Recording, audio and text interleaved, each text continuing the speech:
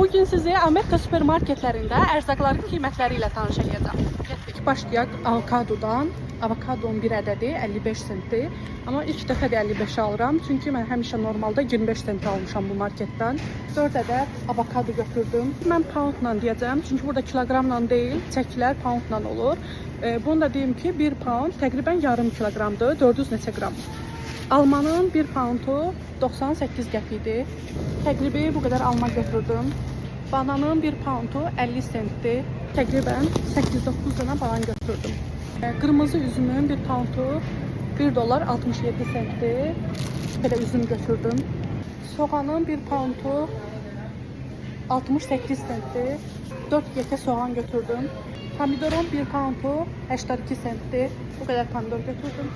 Göyərtinin bir dəstəsi 50 sentdir. Göy soğan da bir dəstəsi 67 sent. 3 dəstə göyərti, bir dəstə göy soğan. Xurma. Baxın, bahalı xurmadır. Bir də nəzərə alaq ki, xurmanın tumu da yoxdur.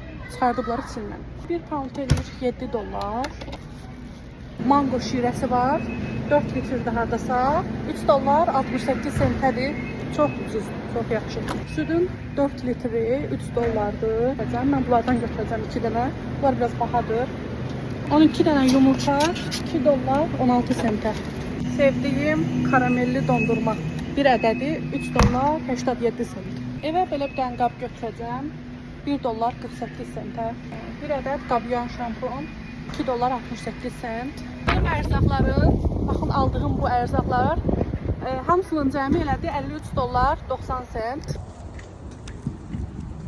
Deməli 54 dollara yaxın elədi. Mən bir tələbə olaraq deyim ki, mən üçün çox ola bilər, amma Amerikada işləyən və aya 5000 dollar, 5000 dollardan 10.000 dollara qədər maaş alan bir adam üçün çox ucuzdur. Hətta su qiymətlə deyil, yox, su bahadır.